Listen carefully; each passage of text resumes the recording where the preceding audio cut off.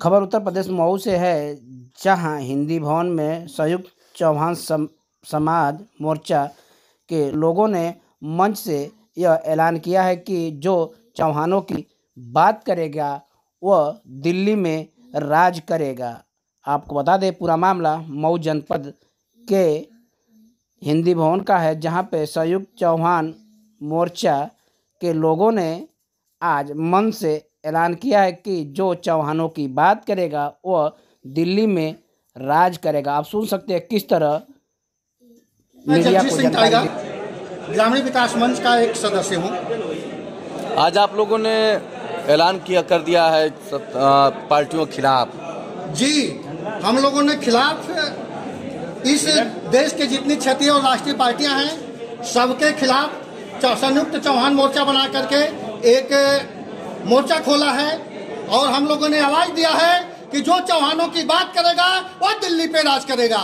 जो चौहान को टिकट नहीं देगा, जिस पार्टी और जिस दल से अगर टिकट नहीं मिलेगा, उस दल, उस पार्टी, उस संगठन का मेरा चौहान समाज बहिष्कार करेगा, वोट नहीं करेगा। सर, कितने % लोग हैं चौहान समाज के आपके संगठन? चौहान समाज की बात करते हैं। चौहान समाज पूरे भारत में 28 राज्य में पाए जाते हैं। अगर आबादी से देखा जाए तो किसी समाज से अगर कम नहीं होंगे। आप गिनती करा कर देख लीजिए। आपके संगठन के साथ कितने लोग जुड़े हैं? जिस तरह से आप हुंकार भर रहे हैं, क्या आपके मोर्चा के साथ चौहान समाज आएगा भी? मेरे मोर्चा के साथ एक एक चौहान इस बार खड़ा है। अगर कोई इसको आजमाना है तो कोई दल, पार्टी और संगठन किसी चौहान के बेटे को टिकट न दे करके देखे, हम लोग बता देंगे कि जुड़ा है कि नहीं जुड़ा है। आप लोगों को देखने को मिलेगा 2024 के चुनाव में। मंत्री, राज्यपाल, विधायक रहेंगे आप लोग साथ? मंत्री, विधायक और राज्यपाल की बात करते हैं।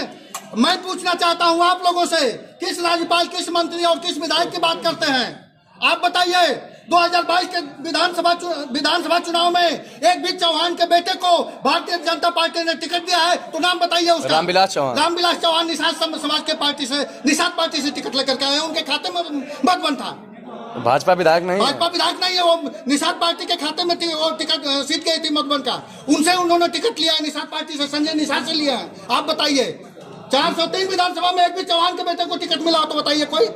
फिर भी चौहान समाज तो वोट करता ही रहा। वोट करता था, इसलिए करता था कि जिनको हम लोगों ने वोट कराकर 4 बार मुख्यमंत्री बनाने का काम किया है, वो भी हमारे समाज को अनदेखा किया है। इसलिए चौहान समाज ने बीजेपी का दामन थामा, लेकिन बीजेपी ने उनसे भी नाग बनने का काम किया और हमारे समाज को हमेशा चुनाव में ओम प्रकाश किसी जात विशेष का बर्ता करूंगा ही नहीं। मेरा राजभर से कोई बगावत नहीं है। मैं उन दल, पार्टी से हिस्सेदारी मांग रहा हूं जिनको मेरा समाज वोट देता है। ओम प्रकाश 20 टिकट लेकर आए। ओम प्रकाश से हमसे क्या मतलब है? सर, लोग तो यही कहेंगे ना कि घोसी से वो लड़ रहे हैं तो चौहानों का गढ़ है। ये सवाल गलत है। मेरा ओम प्रकाश से कोई लेना देना नहीं है। मेरा उनसे कोई शिकवा शिकायत नहीं है। मगर समय तो आया है ना कि चौहान समाज को वो वोट दिलाए थे राजभर समाज का लेकर के। चौहान, आपका समय आया, उनका भी तो समय आया। राजभर का उन्होंने चौहान को वोट नहीं दिया था, उन्होंने बीजेपी को वोट दिलवाया था। ओम प्रकाश राजभर किसी चौहान विशेष को वोट नहीं दिया है। चौहान उम्मीदवार दिलवाए थे ना। चौहान उम्मीदवार नहीं कहिए, बीजेपी उम्मीदवार कहिए। सर, आप बीजेपी उम्मीदवार कहिए। हम लोगों को बरगलाने का काम आप लोग भी ना करें, क्योंकि वो बीजेपी उम्मीदवार थे। दारा चौहान, आज भी हम लोग का चौहान का बेटा जाता है उनसे काम लेने के लिए। चौहान समाज उनको नेता नहीं मानता क्या? नहीं, ये नहीं हम कह रहे हैं कि चौहान समाज नेता नहीं मानता है, मानता है। लेकिन हम बीजेपी की बात करेंगे, हम सपा की बात करेंगे, हम बसपा की बात करेंगे, हम कांग्रेस की बात करेंगे। तो बीजेपी से तो आप हिस्सेदारी भी मांग कर रहे हैं और कह रहे हैं बीजेपी प्रत्याशी से मतलब नहीं। हमको बीजेपी अगर हमको हमारा वोट लेना चाहती है तो बीजेपी चौहान को कम से कम 2-3 सीटों पर टिकट। आप दारा चौहान को करे बीजेपी का उम्मीदवार, जाति का उम्मीदवार नहीं मान रहे कि अगर जातिगत आप विशेष और जातिगत बात करेंगे किसी मंत्री का, तो बीजेपी हर समाज के हर जातिगत पर एक मंत्री बना दे। एक जात के 2 लोगों को मंत्री हटा दे, हम भी मानने के लिए तैयार हैं।